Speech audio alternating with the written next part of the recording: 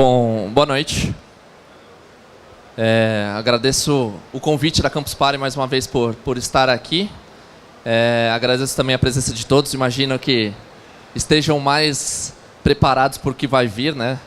Às 10h10 todo mundo está esperando o Cid e o Meirelles, mas enfim, acho que vai ter um papo bacana antes dele. Espero que esteja à altura deles. Bom, meu nome é Rafael Esbarai, eu sou jornalista.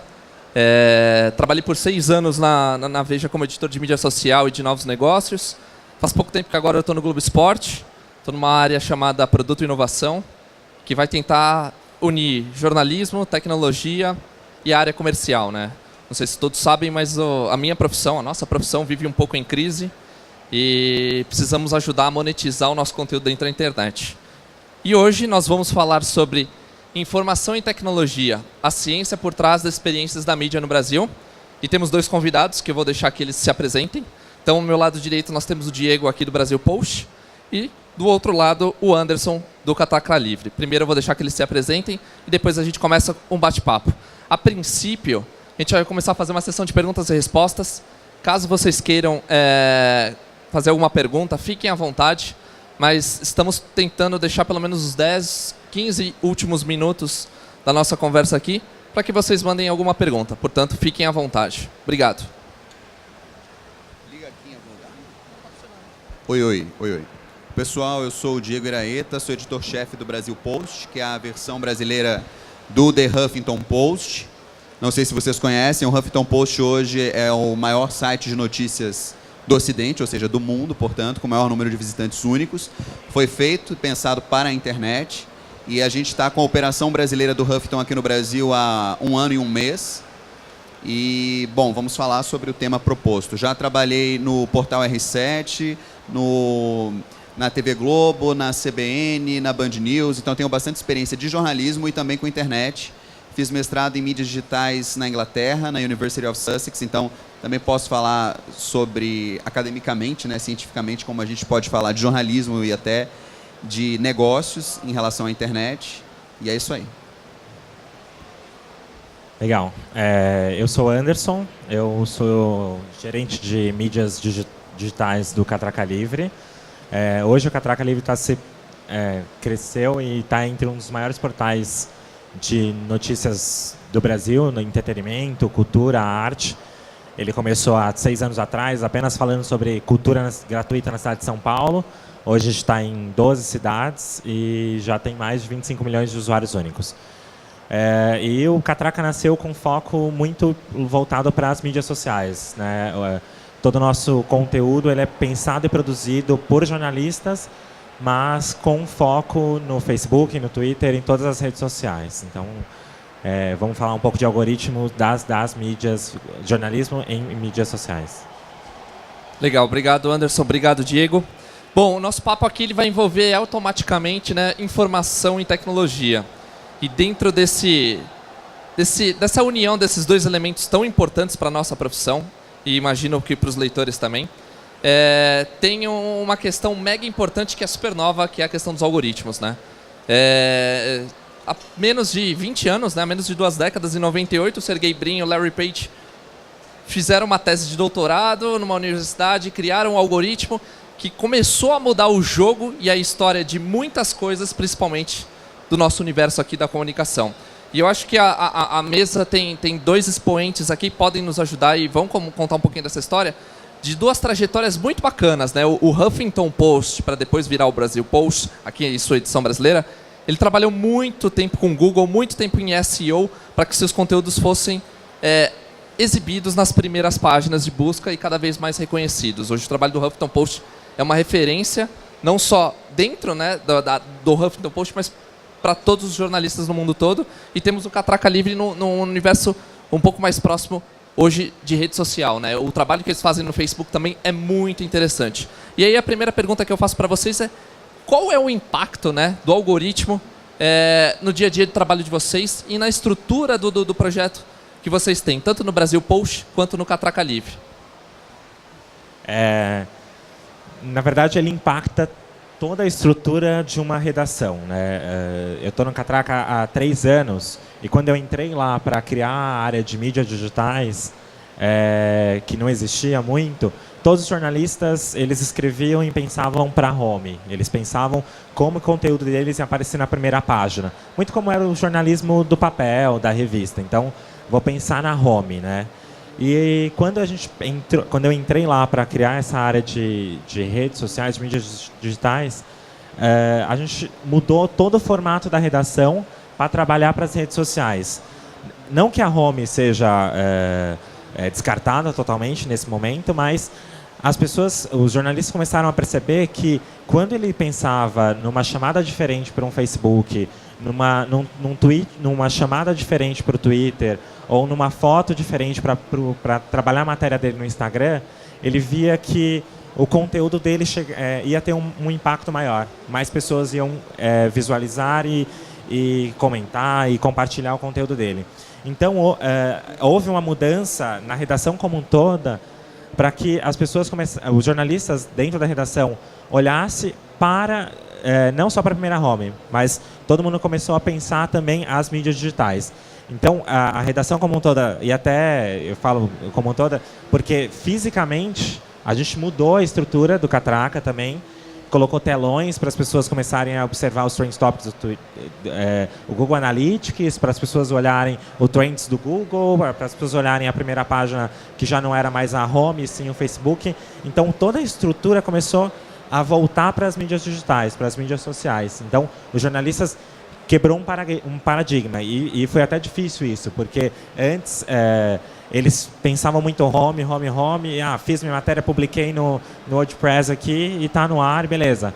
Só que aí não. Aí a partir de agora vamos pensar também, publicou a matéria, vamos pensar qual que é a melhor chamada para Facebook, qual que é a melhor chamada para Twitter, como vai aparecer essa foto no Instagram, no Google, em todas as mídias. Então foi uma mudança de paradigma totalmente voltada para o jornalismo e um novo jornalismo ali.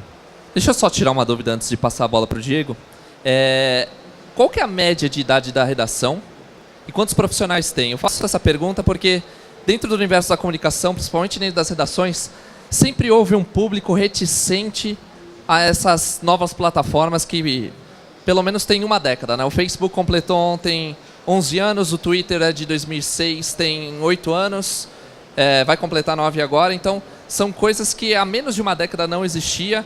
E tem uma parte, né, uma parte do grupo de comunicação que é ainda reticente a isso. Como é que é a estrutura lá dentro do Catraca? O Catraca hoje conta com 48 pessoas, a maioria, sei lá, 90% são jornalistas, e a jornalista mais velho lá é o Gilberto Menstein, mas a gente não conta, porque ele é muito velho. Mas o mais velho lá tem 30 anos, então é uma redação muito jovem.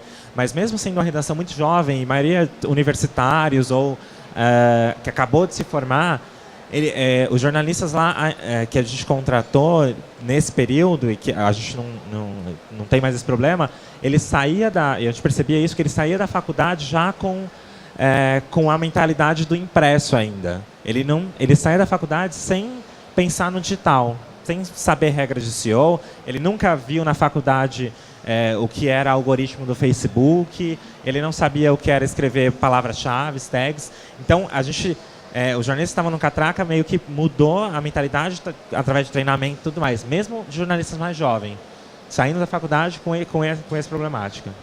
Diego, do seu lado, eu consegui acompanhar um pouquinho do trabalho que vocês fazem, né? Já completou um ano no final do ano passado, né? Completou um ano no final de janeiro. Ótimo, legal. E como é que é feita essa distribuição? Uma vez que o Brasil Post, ancorado, né, dentro do Huffington Post, é um símbolo para quem trabalha com jornalismo em saber lidar muito bem com tecnologia, soube lidar muito bem com os buscadores, está sabendo lidar muito bem com mídia social. Como é que é esse trabalho lá? Então, respondendo a essa pergunta anterior sua sobre o impacto dos algoritmos, a estrutura do Huffington Post foi pensada, na verdade ela nasceu junto com a Web 2.0 praticamente, né? Huffington Post completa 10 anos agora em maio, se não me engano, e justamente foi pensado na questão dos buscadores e das redes sociais. O Facebook você falou que tem 11 anos, não é isso? Então, justamente, o Huffington Post começou nos Estados Unidos como um site, na verdade, um grande agregador de blogs. A Arianna Huffington, que é uma empresária norte-americana, queria reunir tanto autoridades, políticos, quanto empresários e pessoas comuns para contarem do seu dia a dia, das suas histórias de superação, histórias de vida. E ela queria fazer blogueiros na base do colaborativismo, né, que também é outro pilar da Web 2.0. Então, cada um contribuiria com a sua visão, contaria a sua história e ela faria uma grande rede de blogueiros, uma grande rede de colaboradores com o seu próprio conteúdo. E como foram acontecendo as coisas, redes sociais, taxonomia / tagueamento, certo? Elementos de redes, ela e os empresários ligados a ela viram um potencial naquilo. E começaram a pensar que poderia ser explorado uma plataforma de blogs, de assuntos e conversas, poderia ser usada também como uma plataforma de notícias. Então, o jornalismo vem em segundo lugar no Huffington, talvez por isso ele seja tão inovador, porque não se prendeu a uma estrutura de papel, como é a do jornal impresso e como é a dos principais sites hoje ainda, ancorada no que era o impresso. E à medida que as tecnologias digitais foram se desenvolvendo e se aprimorando no sentido de coletivo, todo mundo pode participar, cultura participativa, o Huffington foi crescendo assim. Tanto como continuou como uma plataforma, uma rede de blogueiros, mas também um jornal digital, com notícias hard news, que são aquelas que todos nós vimos na faculdade, na verdade, que o pessoal continua vendo, mas com muito mais do que isso, né? Com todos os virais, com todas as conversas que estão rolando nas redes. Então não existe um assunto que as pessoas estejam falando que o Huffington não aborde de alguma maneira, e agora aqui a gente está tentando fazer isso no Brasil Post. E como a estrutura do nosso publicador, geralmente, não sei se vocês estão familiarizados, mas todo portal tem um publicador que geralmente é só para publicar notícia. Por isso que o Anderson falou, né? No Catraca eles iam, chegavam, botavam notícia, chamavam na home e estava pronto. O nosso publicador, ele é integrado à plataforma de redes sociais, então cada um dos jornalistas tem que publicar, tem que postar no Facebook, no Twitter e no Google+. E da mesma forma, ele tem uma estrutura ligada ao Google Trends. Então a gente consegue ver em tempo real quais são as expressões mais buscadas e testar os melhores termos. Então, no caso de morte de algum artista, morte do Chaves, a gente começa assim, morte Roberto Bolanhos morte, Roberto Bolanhos morreu, X-Pirito morreu. Nós fazemos testes justamente para que as pessoas consigam chegar primeiro no nosso conteúdo, já que a plataforma foi sendo aprimorada com base no desenvolvimento e aprimoramento das tecnologias digitais. Não sei o quanto vocês estão familiarizados com isso, mas o que me impressiona no discurso com o Diego...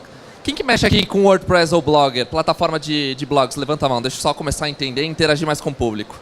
Tá, legal, não é um grande número, mas... quem trabalha com plataforma de publicação, principalmente o WordPress, que é uma excelente plataforma, tem alguns plugins gratuitos que permitem que você coloque o título que você queira para ser publicado no Facebook, coloque o título que você queira para que seja publicado no Google+. E quando você indexa esse conteúdo automaticamente, já vai com o título que você havia imaginado. E o que o Diego traz é uma grande novidade para quem é do universo da comunicação. Eu tive a oportunidade de conhecer, pelo menos em um dia, o publicador. É um negócio espetacular, como há uma facilidade com que o profissional de comunicação consiga produzir o seu conteúdo e, sobretudo, consiga ajudar a distribuí-lo de uma maneira muito mais eficaz, muito mais interessante. Acho que é um lema que todos nós que gostamos de internet tem que colocar cada vez mais na cabeça, que todas as empresas de comunicação, sobretudo, elas devem ser empresas de tecnologia. Eu acho que 2 exemplos aqui muito bem definidos de que esse caminho está cada vez mais certo. Antes de passar mais uma pergunta, eu queria fazer uma interação um pouco mais com vocês. Quem que usa aqui com frequência o Twitter? Levanta a mão. Legal, já é um público maior. E quem se incomoda com o algoritmo do Facebook, que exibe, se não me engano, 300 conteúdos a cada 1.500? Houve e há ainda essa discussão sobre a possibilidade do Twitter ter um algoritmo, né? O que isso quer dizer na prática, né? A possibilidade do Twitter, por meio de um recurso tecnológico, apresentar alguns conteúdos relativos à sua timeline. Isso pode depender da interação dos seus usuários. Quem se incomodaria com esse recurso no Twitter? Levanta a mão. Legal, e aí eu transfiro essa pergunta aqui para vocês, né? há essa conversa já há muito tempo, o Twitter não nega, mas também não garante. Como é que vocês trabalham com isso em mídia social, né? É um dos discursos no mundo publicitário, no mundo da comunicação mais complicados, né? Como entender o EdgeRank, né? Como entender o algoritmo do Facebook. Como é que vocês veem isso dentro do Facebook, trabalhando diretamente com isso? E aí, estendo a pergunta, o que vocês acham se esse recurso fosse aplicado ao Twitter? A gente vive o dia inteiro conectado no Facebook, lá no Catraca Livre. E quando eu falo dia inteiro, é realmente das 0 horas até as 23h59. A gente não para nenhum segundo. Estou conectado aqui, estou em casa, estou na rua, estou no banheiro. A gente está conectado ali no Google Analytics, no Facebook, para realmente não entender exatamente o algoritmo, mas ficar ligado para saber o que está acontecendo em todas as mídias e como que a gente pode interferir naquilo. Quando tem essas mudanças de algoritmos do Facebook, que todo mundo fica maluco, que fala que vai cair para 5%, 4%, ninguém mais vai ver meu conteúdo e tudo mais, lá no Catraca, a gente sempre para e pensa assim, como que a gente vai fazer para reverter essa situação? Porque o algoritmo no Facebook, sim, ele é muito sacana com a maioria das pessoas, mas uma coisa não muda e não vai mudar, eu acho que nunca. Se a informação é relevante para as pessoas, se você toca ela de alguma forma, se aquela informação vai mudar a vida dela de alguma maneira, ela vai interagir com aquele conteúdo. E lá no Catraca, cada conteúdo que a gente coloca nas mídias sociais, a gente pensa dessa maneira. A gente pensa assim, como que a gente vai não modificar, mas interferir na mudança do algoritmo do Facebook, mas a gente pensa primeiro, antes de tudo, como que a gente vai interferir com aquele conteúdo, com aquela imagem, com aquela foto na vida da pessoa. Então, cada post que a gente coloca, e a gente coloca muito post por dia, lá no Brasil Post é a cada 20 minutos, né? Lá no Catraca é a cada 5 minutos. Então, cada 5 minutos? Tem dia que a gente tem horário para começar e terminar, tem dia que a gente posta a cada 20, igual o Brasil Post, mas a média é a cada 5. Então, são 50 conteúdos novos por dia, assim. E o nosso alcance é gigantesco, o nosso engajamento é mais 100%, o nosso alcance é de 32 milhões de pessoas por semana. Então, por quê? Porque a gente não pensa só no algoritmo, a gente pensa também, ele é importante, mas a gente pensa em cada imagem, em cada foto, em cada chamada, de como que a gente vai transferir aquela informação para mudar a vida da pessoa. Né? Quando ela vê aquela mensagem, ela vai clicar ou ela vai compartilhar, então a gente vai mais pelo emocional, a gente não vai exatamente pelo numérico, a gente sempre pensa no emocional. E aí a gente consegue quebrar o numérico de alguma forma. Já no Twitter... Rapidinho, quantos milhões de pessoas seguem o Catraca Livre no Facebook? Na página /Catraca Livre são 4,4 milhões. Mas a gente tem no Catraca 20 páginas de Facebook, segmentada por conteúdo. E aí no total dá quanto tudo? São mais de 8 milhões de pessoas. Se a gente somar, né? Mas no /Catraca são 4,4 milhões de fãs, só que o impacto são 32 milhões de pessoas. Porque nosso conteúdo é muito compartilhado, é muito curtido, é muito comentado, né? A interação na nossa página é muito alta.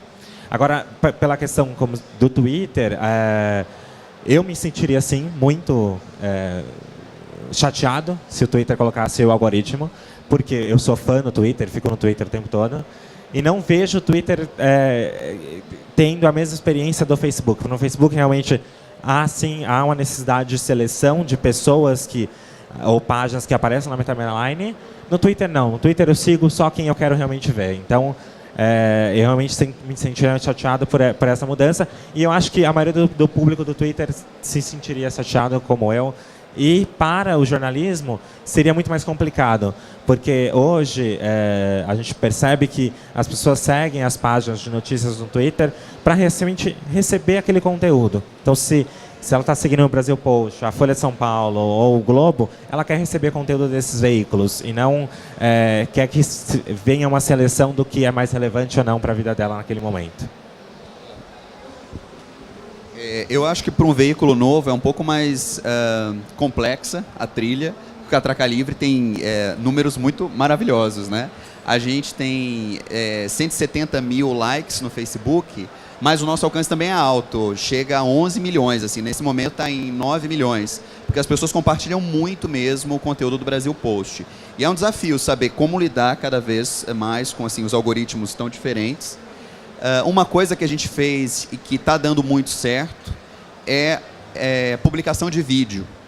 E vídeo consistente, com conteúdo pertinente e que tenha tudo a ver com a nossa linha editorial. Eu acho que faz uns 2 meses eu vi um tweet da Bia Granja falando, pô, publiquei um post maravilhoso sobre não sei o quê, alcance 8 mil no Facebook. Aí pus um videozinho de merda, alcance 300 mil.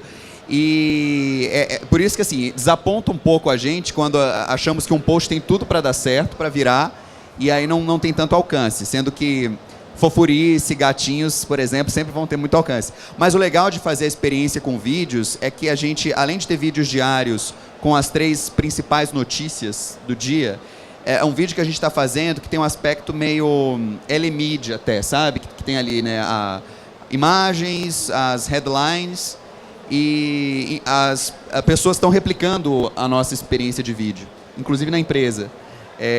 Porque está dando muito certo em termos de alcance, as pessoas estão compartilhando muito, e além disso tem a Video Splash, que é um editorial.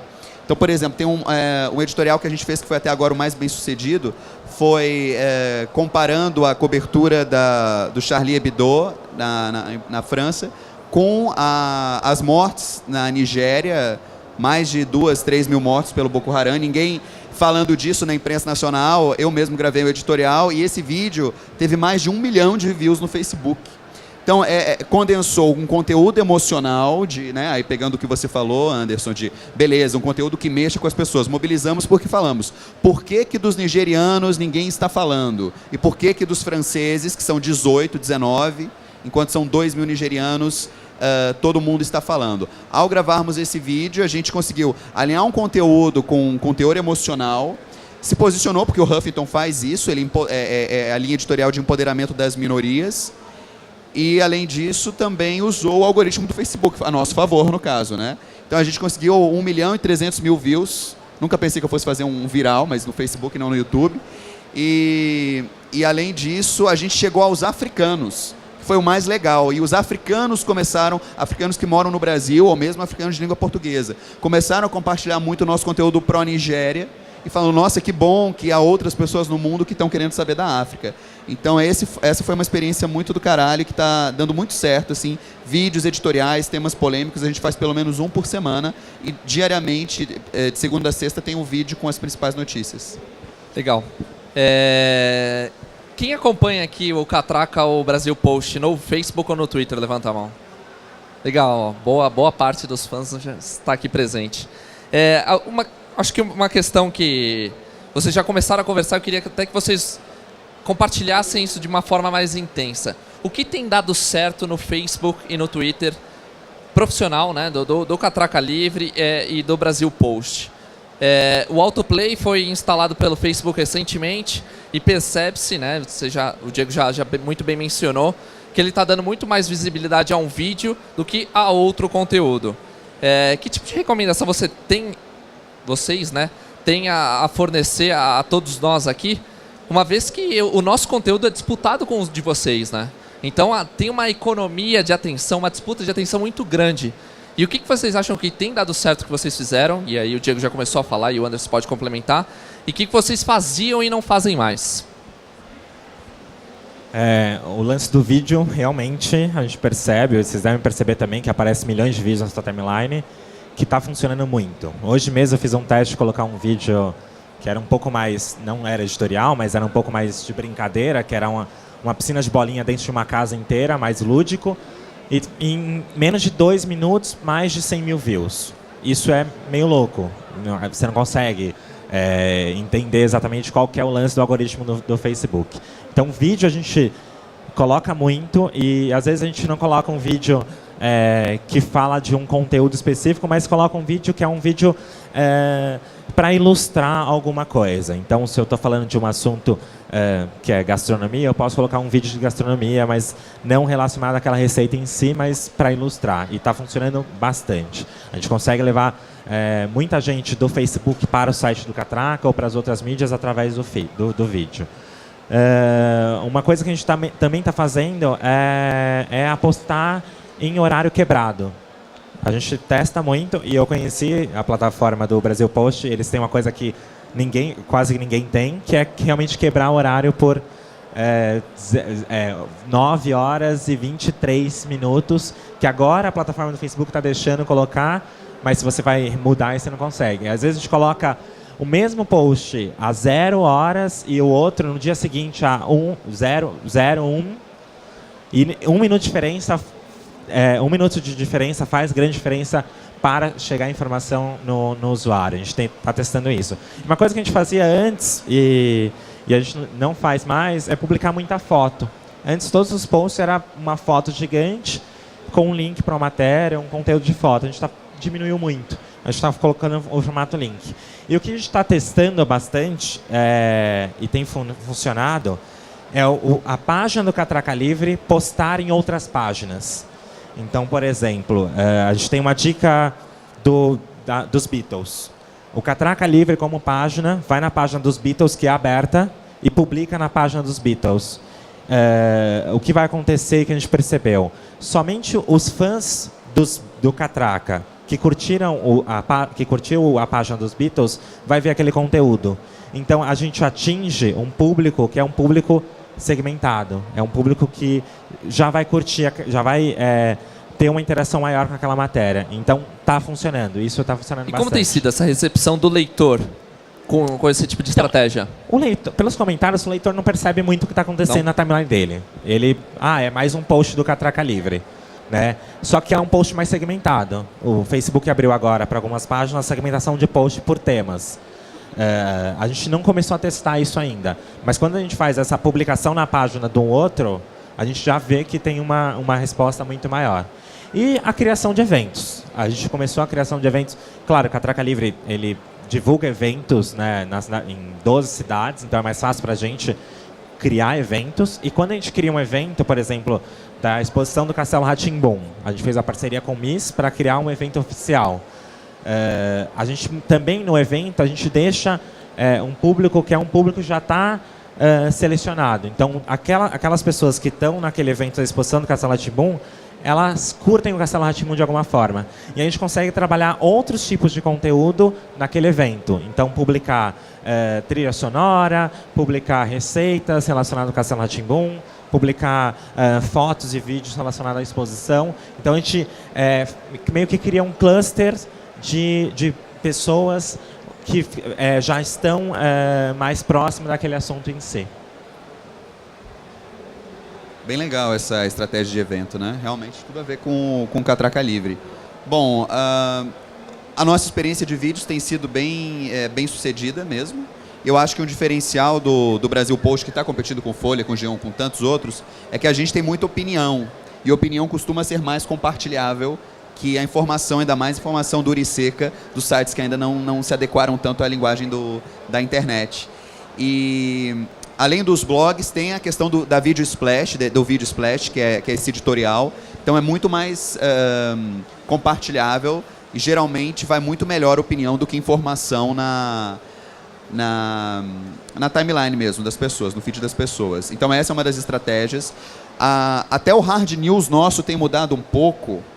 Dar a informação, a gente espera um pouco para dar uma pegada diferente. Então, a produção de conteúdo também mudou. Eu não vou dizer exatamente que é por causa do algoritmo, mas tem a ver com a própria dinâmica das conversas nas redes sociais. Então, a gente dá uma avaliada em como é a melhor forma de empacotar esse conteúdo e, muitas vezes, há já um posicionamento claro na notícia. E o Huffington Post, para quem não conhece, o Brasil Post também faz até uma propaganda, é um veículo super legal porque ele se posiciona. Então, nós somos um veículo feminista, pró-empoderamento de minorias, LGBT, direitos humanos, a favor da desmilitarização da polícia, entre outras pautas consideradas progressistas, descriminalização de drogas. Então, isso também, quase todos os temas de maconha, LGBT, polícia militar, manifestação, vão muito bem. Um artifício tecnológico que a gente usa também é segmentação de notícias locais. Então, recentemente a gente fez racionamento de água pode cancelar carnaval em 15 cidades de Minas Gerais. Só colocamos para Minas e bombou pra caramba, realmente. As pessoas compartilharam isso demais. A gente não imaginou que do interior de Minas fosse ter tanto sucesso assim. Mesma coisa para São Paulo, a água, a gente tem feito muita segmentação.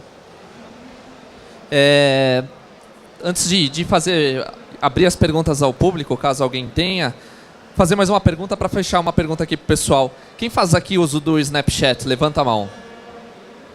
Também é um número bem grande, legal. Então, mas é mais algo a se discutir aqui. O Snapchat lançou semana passada um recurso chamado Stories, que é um recurso voltado para 11 canais de comunicação, só por enquanto americanos, né? Entre eles CNN, ESPN, National Geographic, entre outros, que permite que você consuma conteúdo por meio do Snapchat. Então, onde tem o número de usuários, você clica no canto lateral superior, à direita do seu aplicativo, você vai ver todas as notícias por lá. E quando eles lançaram esse tipo de recurso, eles deram uma cutucada meio no Facebook, dizendo o seguinte: os conteúdos que são exibidos dentro do Snapchat não são definidos por algoritmo. Quem decide são os editores e os jornalistas que trabalham nesses meios de comunicação. Aí eu transfiro a pergunta aqui para vocês. E juntamente uma outra observação, né? Um livro de um escritor chamado Elie Pariser, chamado The Filter Bubble, diz que a bolha, né? Aí a gente pode transferir a bolha para o algoritmo, é muito prejudicial, porque você acaba não ouvindo os lados da esquerda se você for da direita e vice-versa. Então você acaba consumindo um tipo de conteúdo muito ruim. Você acaba não adquirindo mais conhecimento, portanto você fica dentro da sua bolha. Por isso que ele considera isso como The Filter Bubble. Voltando à questão do Snapchat. Vocês já fazem uso do Snapchat, Catraca Livre e Brasil Post? E qual a opinião de vocês, pessoal, sobre essa questão e essa briga entre os algoritmos? Vocês acham que vai ser uma briga que não tem jeito, uma vez que cada vez mais as pessoas estão produzindo mais conteúdo e todos vão abrir mão da timeline, né, da linha do tempo orgânica, sendo postada de forma dos conteúdos mais antigos para os mais novos? Como é que vocês pensam nisso, partindo dessa questão do Snapchat e indo mais para o pessoal de vocês? Então, essa semana eu estava lendo os e-mails que a gente recebe lá no Catraca, e aí era uma senhora falando que começou a odiar o Catraca, porque só aparecia o Catraca na timeline dela. Ela parou de curtir o Catraca porque só aparecia o Catraca. De 20 postagens, 18 eram do Catraca. Ela não conseguia mais ver a foto do neto dela, ela não conseguia ver mais a foto da irmã dela, que estava no Facebook também, e só aparecia o Catraca. Aí a gente respondeu que a gente não pode fazer nada, né? É o Facebook. O que eu posso fazer? Para de curtir meus posts, ou fala para sua família parar de curtir meus posts, que aí você vai deixar de ver também. Mas a gente não tem muito controle, né? A gente tem controle, sim, sobre o que vai para as mídias, né? O Catraca hoje publica por volta de 200 conteúdos novos no site. Desses, um quarto vai para Facebook, né? Um pouco menos de um quarto vai para Facebook. Então, a gente faz uma triagem, sim, do que vai para as redes sociais, do que as pessoas vão ter mais interação. E, sim, às vezes a gente pensa que, vamos colocar esse conteúdo que vai dar muito certo, vai funcionar, todo mundo vai compartilhar, e ninguém compartilha, e é frustrante. Ou não tem impacto por conta do horário, porque todo mundo publicou junto. Então, a gente tem, sim, uma seleção, eu acho que... e a gente vai depender, eu acho que daqui para frente, isso não vai mudar dos algoritmos de todas as redes sociais. Não importa se vai ser Facebook, Google+, que a gente... mesmo tendo poucos usuários, e às vezes os usuários lá são mais engajados, ainda tem um algoritmo ali por trás. A gente vai depender cada vez mais ao longo dos próximos anos, e a gente não vai ter tanto controle. Vai ser o que as pessoas mais vão curtir, ou vão inventar outro algoritmo que é não é o like, é o compartilhamento, não é o compartilhamento, é o tirar selfie, sei lá. O Catraca ainda não trabalha com Snapchat, a gente está em conversa com o Viber para criar uma criação de um grupo, mas a gente tem muito medo de entrar nessas mídias, que é mídias como o WhatsApp ou como o Viber, que é uma mídia de comunicação privada. Que as pessoas estão ali numa conversa privada e vem uma outra marca. A gente tem um pé atrás em entrar nesse meio. Por isso que a gente está com conversas com o Viber, mas ainda não tem nada definido. A gente quer sim entregar nosso conteúdo e quer sim que as pessoas peguem nosso conteúdo e utilizem da melhor maneira possível, mas a gente tem esse medo. Sobre Snapchat, a gente ainda não tem um projeto específico. Na verdade, agora que a gente está implementando nossa estratégia para Instagram, e é uma estratégia do Huff mundial, dar uma alavancada no Instagram geral. Há uma crença de que é a próxima rede social, assim, próximo Facebook, junto com o WhatsApp. Sobre o Twitter, eu acabei não respondendo sua pergunta também em relação aos algoritmos. Uma experiência que deu muito certo para a gente foi o live tweeting nos debates eleitorais. A gente tinha um repórter em cada uma das emissoras de televisão, mais pessoas na redação fazendo entries das declarações polêmicas da Luciana Genro, do Eduardo Jorge, da Marina, da Aécio e tal. Foram muito bem, inclusive a época em que o Brasil Post mais cresceu foi justamente durante as eleições, mas a gente não tinha a ferramenta que faz todos os sites se bombarem, né, que é a da apuração. Então a gente percebeu como notícia e informação dão certo, por isso que agora a nossa expansão está muito relacionada a hard news, um hard news com uma embalagem diferenciada, como eu falei. Claro que vai ser muito ruim se no Twitter houver algoritmo também, na minha opinião, porque eu concordo, quer dizer, não sei se você pensa isso, você falou do escritor, mas eu acho muito ruim que as pessoas falem apenas para a sua bolha, né? E a gente viu isso nas eleições, foi uma coisa que a gente tentou batalhar, porque por mais que nós sejamos forças progressistas no Brasil Post, em nenhum momento a gente fez propaganda de nenhum candidato, e a gente costuma fazer oposição em todas as esferas, federal, como outros da empresa, estadual, municipal, enfim, geral. E acho muito ruim porque a gente percebeu uma cultura de ódio muito grande. Pouca abertura para diálogo. Um post nosso que havia alguma crítica mínima ao PSDB, já vinham os tucanos dizerem, vocês são do PT e tal. E o mesmo valia para o oposto, né? Assim, qualquer coisa que batia no PT, agora bate na Petrobras, seus vendidos para o PT. Então isso é uma coisa que talvez seja ruim retroalimentar as mesmas opiniões, mas eu não vejo também como, eu vejo como inevitável, pensando até nos próprios sites, com as suas homes 3.0 adequadas também ao perfil das pessoas, e o feed do Facebook, o algoritmo do Facebook, ele vai mostrar, e se você disse, né, o Twitter, imagino que existe essa proposta. Acho ruim. Legal. Gente, para fechar, alguma pergunta aos nossos convidados sobre Brasil Post, perguntas pessoais? Tem alguém? Fala seu nome, por favor, e aí?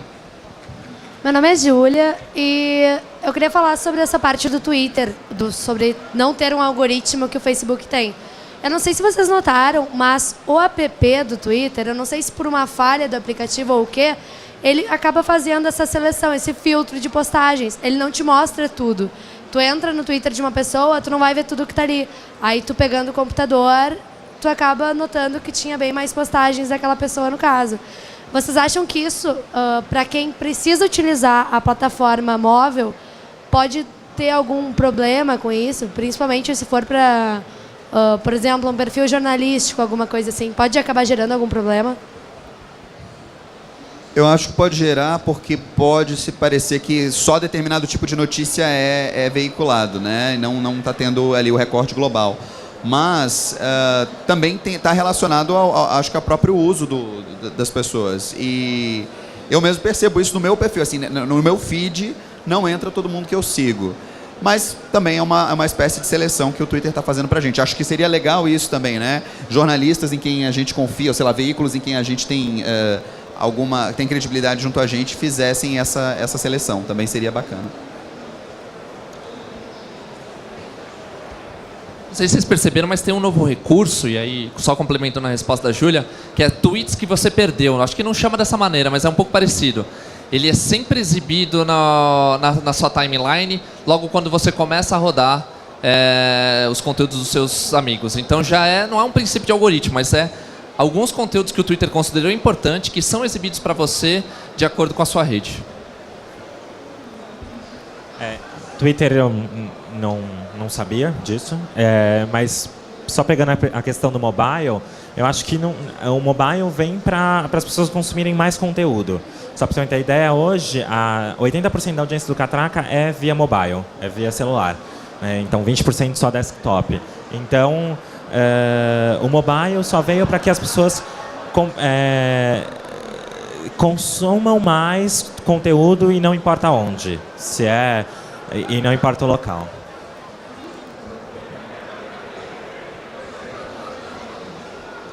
Mais alguma questão, alguma pergunta?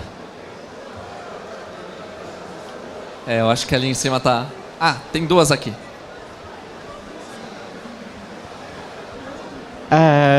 Teve um painel antes aqui que falou sobre a geração só a cabecinha, que fala da dificuldade dessa geração de se aprofundar nos assuntos hoje em dia.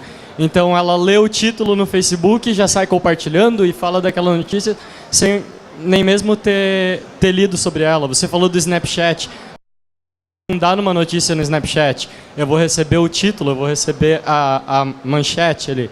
Mas dificilmente essa geração vai se aprofundar em alguma coisa. Eu queria saber o que isso complica, o que isso dificulta o trabalho de vocês, como redatores, como jornalistas. Não necessariamente dificulta, mas torna mais desafiador, porque claro que todos nós queremos o clique, né? Todo mundo quer o page view porque é isso que é monetizado. Então, assim, a estrutura do Huff, o publicador, a gente tem o título para search, para Google, e tem o título para social. Então, a gente também faz uma embalagem específica para Facebook, Twitter e afins. Agora, a gente tem matérias superficiais e tem matérias mais profundas de fôlego. Então, a gente tem que fazer um mix como jornalista para que as pessoas estejam bem informadas, tenham o que elas precisam, que é o interesse público, o interesse do público, mas tenham também o que elas querem. Às vezes elas só querem uma gracinha, um gatinho, um viral, e a gente fica nisso. Às vezes tem uma mensagem mais profunda. Agora, isso também é uma nova forma de comunicação. A gente não precisa também escrever grandes textos, coisa muito longa. Acho que a gente tem que escrever coisas para as pessoas lerem, e hoje a leitura está mais dinâmica mesmo, está mais breve. Então, é normal nós sermos mais objetivos, mais concisos no que escrevemos. Como é que você chama? Vinícius, só uma observação. Em relação ao Snapchat, o Stories, o título ele aparece bem resumido, mas você, dentro do Snapchat, o Snapchat permite que você consiga ler todo o conteúdo lá dentro. Então, ele foge um pouquinho da premissa do Snapchat. Por isso que eu até achei estranho o recurso também. Porque ele é um pouco diferente do que é o aplicativo. E só uma sugestão de leitura para você, já que você acompanhou o painel passado sobre geração superficial, tem um autor chamado Nicolas Carr, que escreveu um livro que já está em português, que se chama Geração Superficial, que fala exatamente o que você está batendo nesse ponto.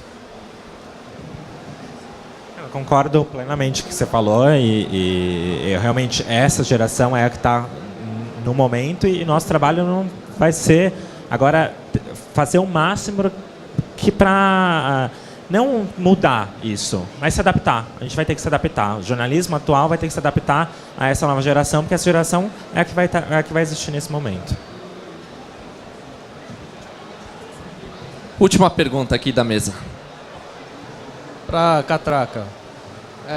O Dimenstein sempre fala do Catraca no CBN, né? Eu queria saber quanto ele gera de hit naquele momento que ele fala. Porque quando ele fala, eu também entro e deve ter um hit nesse horário, né? Você faz essa pesquisa? Só para todo mundo saber, o Gilberto Dimenstein, ele é o fundador do Catraca, e ele faz 2 entradas na CBN, uma nacional e uma local. Mas para você ter uma ideia, não muda quase nada a audiência do Catraca naquele momento. São pouquíssimas pessoas que realmente saem do rádio e vai para a internet para consumir o conteúdo. A gente ouve muito de segunda tela, das pessoas comentarem Big Brother, a novela no Twitter e tudo mais, mas as pessoas que estão no rádio, ainda mais naquele horário específico, elas não saem do rádio para ir para o site ou para ir para o Facebook. A mudança é mínima. Bom, queria agradecer a atenção de todos vocês. Muito obrigado, obrigado pelas perguntas. Agradeço a quem esteve nos assistindo nos vídeos. Deixo o meu Twitter aqui, que é Rafael Esbarai. Esbarai é Rafael normal e Esbarai é SBARAI. Fiquem à vontade para mandar críticas, sugestões e até a gente continuar essa conversa. E deixo também para que os convidados finalizem. E obrigado mais uma vez pela participação. Agradeço a participação também aqui, o convite. E eu gostaria que vocês seguissem o Brasil Post, @BrasilPost no Twitter. Dá o like no Brasil Post também na fanpage. Acho que boa parte de vocês vai gostar. Vou fazer a propaganda também. Quem não segue, siga o Catraca, @CatracaLivre ou /CatracaLivre no Facebook. E se alguém tiver alguma dúvida, quiserem continuar falando comigo, meu e-mail é anderson@catracalivre.com.br. É isso, obrigado.